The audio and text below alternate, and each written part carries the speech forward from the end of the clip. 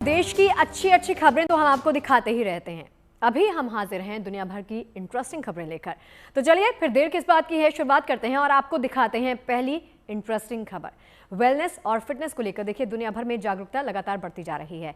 अपने आप को तंदुरुस्त रखने और तनाव से दूर रखने के लिए लोग कसरत करते हैं, योगासन करते हैं, ध्यान साधना करते हैं और ऐसी बहुत सी गतिविधियों में हिस्सा लेते हैं जिससे उनके मन को सुकून मिल सकता है, उनके बदन को राहत मिले।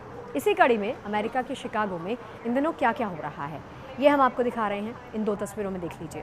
एक तरफ समुद्र के किनारे बड़ी संख्या में लोग खड़े हैं, तो वहाँ क्या कर रहे हैं ये देखकर और जानकर आप हैरान रह जाएंगे। एक तरफ लोग चीख रहे हैं, चिल्ला रहे हैं और इस तरह से अपने अंदर के प्रेशर को और तनाव को निकाल रहे हैं।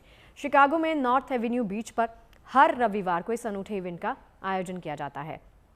स्क्रीम क्लब शिकागो नाम की संस्था इस इवेंट का आयोजन करती है और समुद्र के सामने खड़े होकर अपने दिल और बदन का गुबार लोगों को बाहर निकालने के लिए इंस्पायर करते हैं। दूसरी तस्वीर में आप लोगों को कसरत और योगासन करते हुए देख सकते हैं।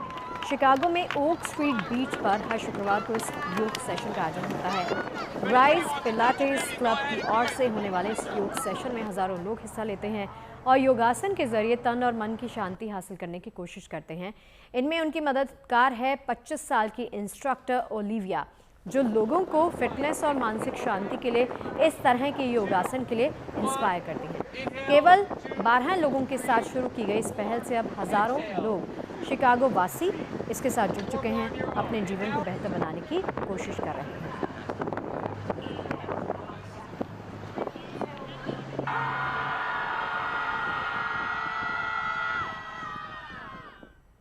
चलिए अब हम आपको दिखाते हैं एक और इंटरेस्टिंग सी खबर। आप सिनेमा हॉल में फिल्में देखने जाते हैं ना, पॉपकॉर्न ज़रूर खाते हैं ना, लेकिन कभी आपने ये सोचा कि पॉपकॉर्न को लेकर भी कभी कोई रिकॉर्ड बन सकता है? तो आपको जानकर हैरानी होगी कि ऐसा हुआ है। अमेरिका के लॉस एंजलिस में पॉपकॉर्न से जुड़ा एक शानदार विश्व रिकॉर्ड यहाँ पर कायम किया गया। लॉस एंजलिस की ये तस्वीर आपके सामने है। फिल्म फैंटास्टिक फोर देखने के लिए एक सिनेमा घर में पहुँच रहे दर्शक उस वक्त हैरान हो गए जब उनके सामने पॉपकॉर्न से भरा एक विशाल कंटेनर रखा। ये कंटेनर कॉमिक कैरेक्टर के जैसा नज़र आ रहा था। दावा किया गया कि ये दुनिया का सबसे बड़ा और सबसे महंगा पॉपकॉर्न कंटेनर है और इस दावे पर Guinness book of world records ने भी मोहर लगा दी। इस पॉपकॉर्न कंटेनर की जानकारी Guinness book of world records में दर्ज कर ली गई। इस कंटेनर में करीब 10 किलोग्राम पॉपकॉर्न रखा गया और इसकी कीमत $80 तय की गई, जबकि अमेरिका के सिनेमाघरों में पॉपकॉर्न की कीमत आमतौर पर $20 होती है। नई film the fantastic four first steps की रिलीज के मौके पर सिनेमा हॉल पहुंचे दर्शकों के लिए ये सरप्राइज के तौर पर।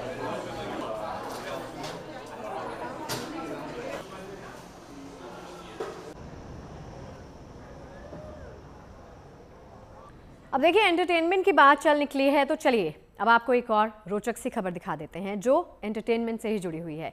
अमेरिका के सैन डिएगो में मशहूर सांस्कृतिक उत्सव कॉमिक कॉन की शुरुआत कल से हो रही है। 1970 से चल रही इस फेस्टिवल में लोगों की दिलचस्पी इस कदर बरकरार है कि इसकी गवाही दे रही हैं ये तस्वीरें जो अभी आपको दिखाएंगे। साफ साफ आप देख सकते हैं इन तस्वीरों में कि किस तरीके से लोग इस उत्सव में रंगे हुए नजर आ रहे हैं।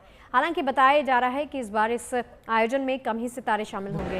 इसमें एंट्री का खर्च बढ़ गया है, यानी एंट्री फीस बढ़ा दी है, लेकिन लोगों की दिलचस्पी इसमें कम नहीं हुई। इस बार 1,35,000 दर्शक इस उत्सव में शामिल हो रहे हैं और खास बात यह है कि बहुत से लोग इस दौरान कॉमिक कैरेक्टर्स के वेश में नजर आते हैं। ये उत्सव सैन डिएगो कन्वेंशन सेंटर में होता है, लेकिन इसका असर पूरे शहर में दिखा जा सकता है।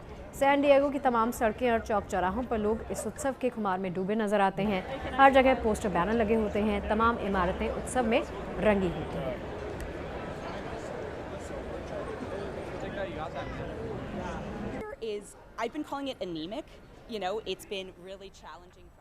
अब आपको दिखाते हैं खबर अमेरिका के 100 साल पुराने आइसक्रीम पार्लर की। न्यूयॉर्क के फॉरेस्ट हिल्स इलाके में चल रहा एडीज स्वीट शॉप इस साल अपनी स्थापना के 100 साल पूरे कर चुका है। ये दुकान आइसक्रीम के लिए काफ़ी पॉपुलर है और ख़ास बात यह है कि न्यूयॉर्क में पड़ रही भीषण गर्मी के दौरान ये आइसक्रीम पार्लर तपिश से तरावट हासिल करने के लिए अभी भी सबसे फेवरेट स्पॉट है।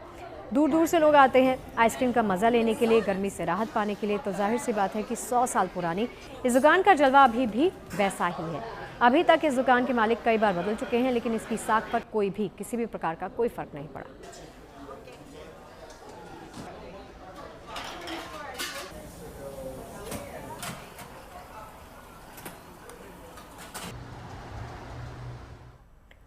सैर सपाटा करना चाहते हैं तो चलिए आपको लेकर चलते हैं, आपको लेकर चलते हैं लंदन, और लंदन में आपको दिखाएंगे एक शानदार पार्क की तस्वीरें, ताकि आप जब भी लंदन जाएं तो आप भी इस पार्क की सैर करके ज़रूर आएं, क्योंकि ये पार्क है ही इतना खास। लंदन का मशहूर क्यू गार्डन है ये। इसके दायरे में इसके अंदर अब खोला गया है नया कार्बन गार्डन। जैसा कि नाम से जाहिर है, ये शानदार गार्डन जलवायु परिवर्तन और बदलती आबो हवा के बारे में लोगों को जागरूक करता है। इस गार्डन में करीब 6,500 पौधे लगाए गए हैं और 35 विशाल वृक्ष हैं। इसके जरिए ये संदेश दिया जा रहा है कि पर्यावरण की स्थिति में सुधार में पेड़ पौधे किस तरह से मददगार हैं। इस गार्डन को तैयार करने में 4.5 साल लगे और इतने वक्त में यहाँ ऐसे खास किस्म के पौधे लगा दिए गए जो वातावरण को कार्बन डाइऑक्साइड के बुरे असर से बचाते हैं।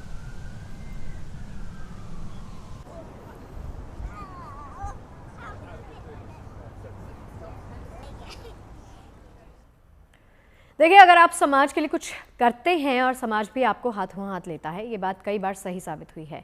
इसी की एक मिसाल के तौर पर हम आपको दिखाते हैं खबर एक ऐसे शख्स की जो जानवरों की मदद के लिए अनोखी मुहिम चला रहा है। अमेरिका के न्यू जर्सी के रहने वाले सर डेरियस ब्राउन वैसे तो कॉलेज में पढ़ने वाले स्टूडेंट हैं, लेकिन वहाँ इनकी पहचान अब समाज सेवी, उद्यमी और जानवरों के मसीहा के रूप में बन चुकी है, क्योंकि डेरियस यहाँ पर बेजुबानों की रक्षा और उन्हें पनाह देने के लिए शानदार मुहिम चलाते हैं।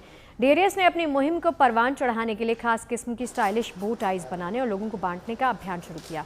अपने शौक को इन्होंने बिजनेस में बदल दिया और इससे हासिल रकम का इस्तेमाल ये जानवरों की मदद के लिए करते हैं। इसीलिए इसके जरिए ये लोगों को बेसहारा जानवरों को अपनाने के लिए प्रेरित करते हैं और डेरियस की ये मुहिम रंग भी लाती हुई देखी जा सकती है।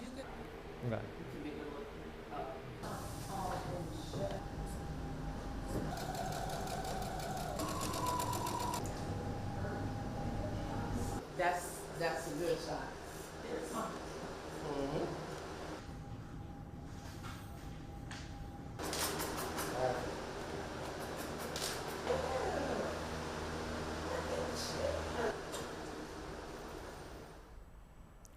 देखिए, सुकून की नींद के लिए बिस्तर शानदार होना ज़रूरी है। बिस्तर तभी शानदार हो सकता है जब उस पर रखा गया गद्दा आरामदेह हो। तो अब आपको दिखाते हैं इसी से जुड़ी पेरिस की एक खबर। पेरिस में सैकड़ों साल पुराने गद्दे बनाने की कला को फिर से जिंदा किया जा रहा है।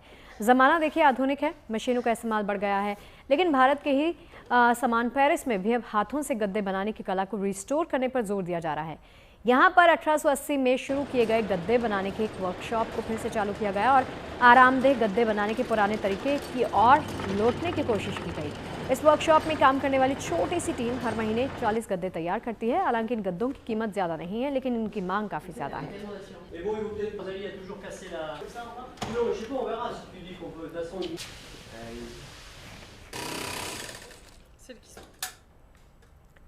कला की बात चली है तो देख लीजिए इसी से जुड़ी एक और इंटरेस्टिंग खबर। ये खबर है चेक रिपब्लिक से। चेक रिपब्लिक की राजधानी प्राग में सैकड़ों साल पुराने सेंट वाइटस कैथेड्रल में 6000 पाइप्स वाले पाइप ऑर्गन को इंस्टॉल किया जा रहा है।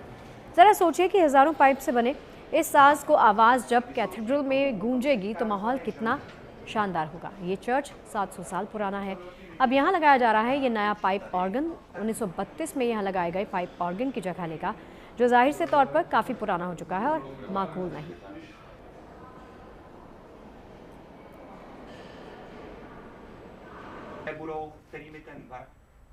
कला और मनोरंजन से जुड़ी एक और खबर आपको दिखाते हैं। जापान से सामने आई है। नेशनल बैले ऑफ जापान की टीम अब ब्रिटेन में अपना कार्यक्रम पेश कर रही है। पहली बार ऐसा हो रहा है कि जब जापानी बैले टीम लंदन के रॉयल ओपेरा हाउस में परफॉर्म करेगी। इसके लिए खास शो रिसल तैयार किया गया है, जिसे लंदन के रॉयल ओपेरा हाउस में दर्शकों के सामने पेश किया जा रहा है। इसके क्यूरेटर और डायरेक्टर मियाको योशिदा पहले 1965 में छात्र के रूप में लंदन आए थे और अब वो अपनी खास पेशकश लेकर लंदन के दर्शकों के सामने रूबरू होंगे। लंदन के रॉयल ओपेरा हाउस में इनके शो 27 जुलाई तक चलेगा।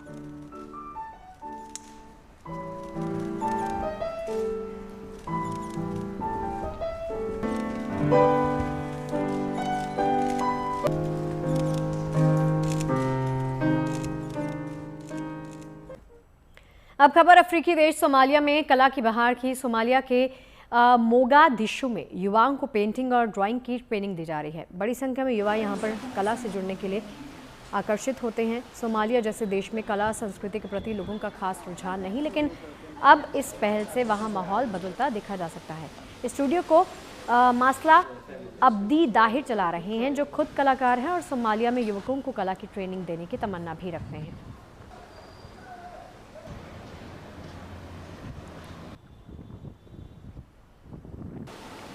म्यांमार के यंगून में वाइब्रेंट भरतनाट्यम वर्कशॉप का आयोजन किया गया। यहाँ रामायण के माता सीता के स्वयंवर प्रसंग पर एक सुंदर नृत्य देखने के लिए मिला। इसे national university of art and culture के छात्रों ने पेश किया। इसके अलावा यहाँ छात्रों ने दूसरे भारतीय गानों पर भी अपना परफॉर्मेंस दिया और दर्शकों का दिल जीत लिया।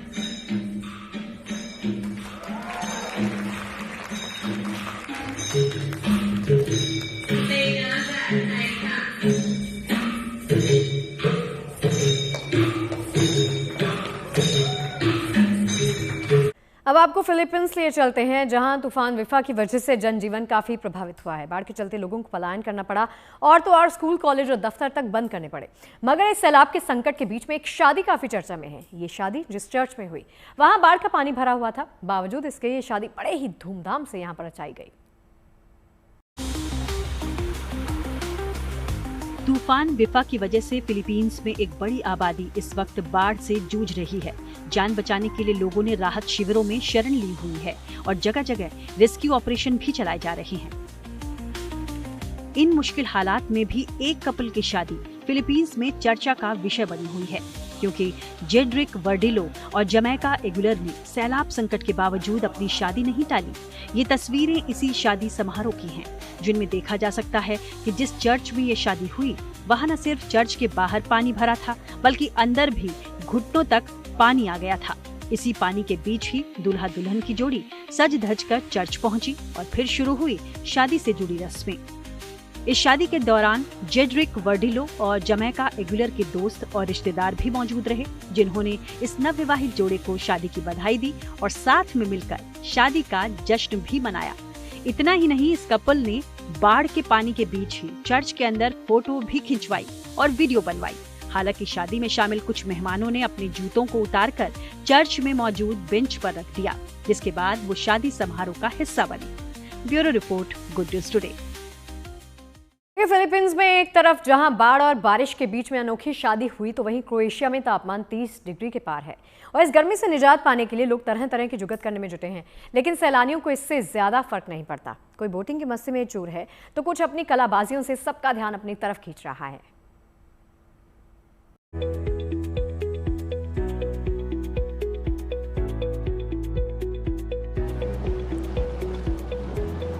क्रोएशिया में इन दिनों पर्यटकों का ऐसा ही लग रहा है मजमा।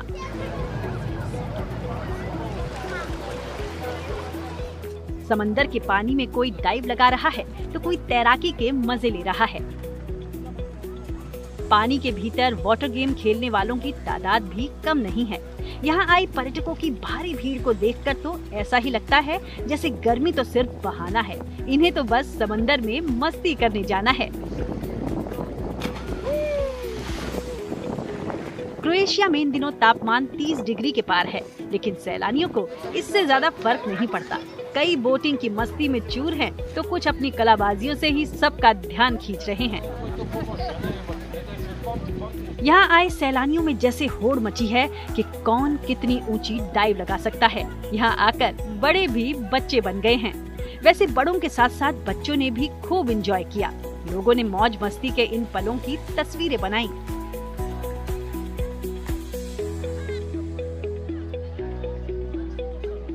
सुबह से शाम हो गई, लेकिन लोगों की मस्ती का सिलसिला जारी रहा।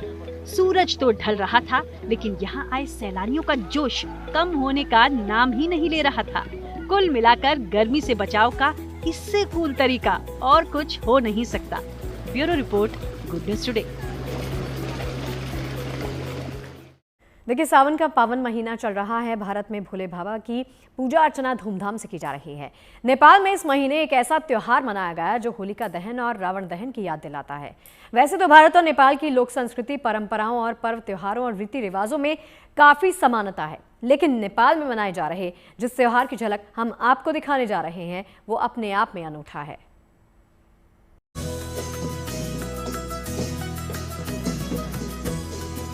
नेपाल की राजधानी काठमांडू की सड़कों पर निकला ये जुलूस यहाँ के उस पारंपरिक उत्सव की दास्तां बयां कर रहा है जो हर साल सावन में मनाया जाता है।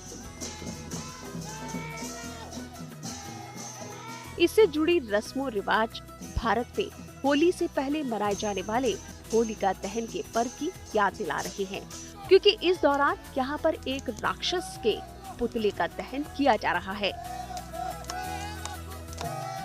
असल में लोग यहाँ पर घंटाकड़ नाम के राक्षस के अंत का जश्न मना रहे हैं। हर साल सावन में यहाँ पर घंटाकड़ के अंत का ये उत्सव त्योहार के रूप में इसी तरह मनाया जाता है। इसे गाथे मंगल उत्सव भी कहा जाता है। ये त्योहार नेपाल में श्रावण महीने के कृष्ण पक्ष की चतुर्दशी को मनाया जाता है। इस दिन घास और बांस से राक्षस घंटाकर्ण के पुतले बनाए जाते हैं और उन्हें जलाया जाता है। ये त्योहार बुराई पर अच्छाई की जीत का प्रतीक है।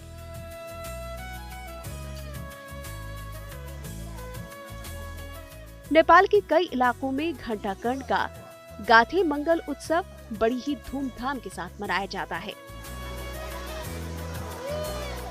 खासतौर से नेपाल का नेवा समुदाय इस त्योहार को पारंपरिक विधि विधान से मनाता है।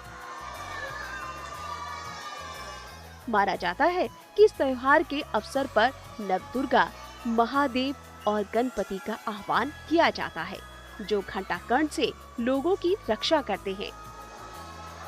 घंटाकर्ण से जुड़ी कई पारंपरिक कहानियां भी मशहूर है। कहा जाता है कि कानों में घंटियां लगी होने के कारण घंटाकर्ण को ये नाम मिला था। कहा यह भी जाता है कि वो गांव के बच्चों और महिलाओं को चुराकर ले जाता था और लोगों को परेशान करता था। एक दिन मेंढकों के झुंड ने उसे घेर लिया। उनसे बचने के लिए वो दलदल में कूदा और उसमें डूबने से उसका अंत हो गया। इस लिहाज से इस त्योहार को राक्षस के अंत से मुक्ति और स्वच्छता का प्रतीक भी माना जाता है। इस मौके पर लोग अपने घरों और आसपास के क्षेत्रों को साफ करते हैं। इसके साथ ही नेपाल में नेवा समुदाय के लोगों के बीच त्योहारों के सीजन और मांगलिक कार्यों का शुभारंभ भी हो जाता है। Bureau report, good news today.